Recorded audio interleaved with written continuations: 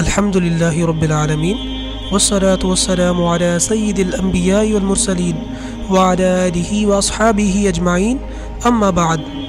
میرے عزیز بھائیوں اور بہنوں، اللہ تعالیٰ نے ہمیں جو سب سے بڑی نعمت عطا فرمائی ہے ان میں ایک بہت بڑی نعمت ہمارے بچے ہیں۔ یہ ہماری آنکھوں کی ٹھنڈک ہیں، ہمارے لیے صدقہ جاریہ ہیں اور قیامت کے دن ہمارے لیے ڈھال بھی بن سکتے ہیں، لیکن یہ اسی وقت ممکن ہے جب ہم ان کو صحیح تربیت کریں۔ آج میں آپ کے سامنے ایک ایسی عادت کے بارے میں بات کرنا چاہتا ہوں جو اگر ہم نے اپنے بچوں میں ڈال دی تو انشاءاللہ تعالی ان کی دنیا بھی سنور جائے گی اور آخرت بھی روشن ہو جائے گی۔ وہ عادت ہے نماز قائم کرنے کی عادت۔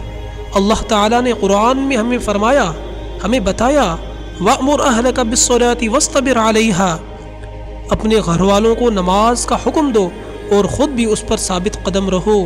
میرے بھائیوں، رسول اللہ صلی اللہ علیہ وسلم نے فرمایا اپنے بچوں کو 7 سال کی عمر میں نماز کا حکم دو اور 10 سال کی عمر میں اگر نہ پڑھیں تو ہلکی تعتیب کرو۔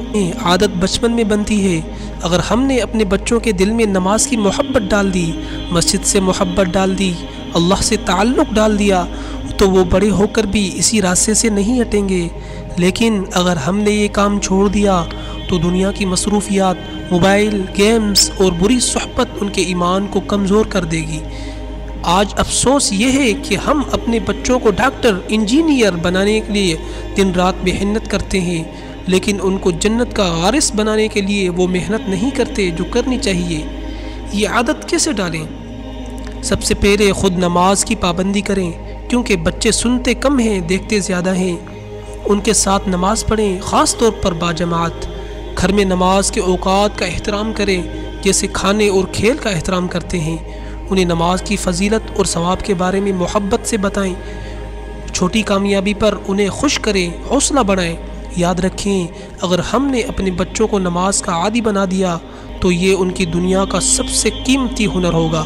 وہ برائی سے بچیں گے، والدین کی فرما بردار رہیں گے اور قیامت کے دن یہ نماز ان کے لیے نور، برہان اور نجات کا ذریعہ بنے گی۔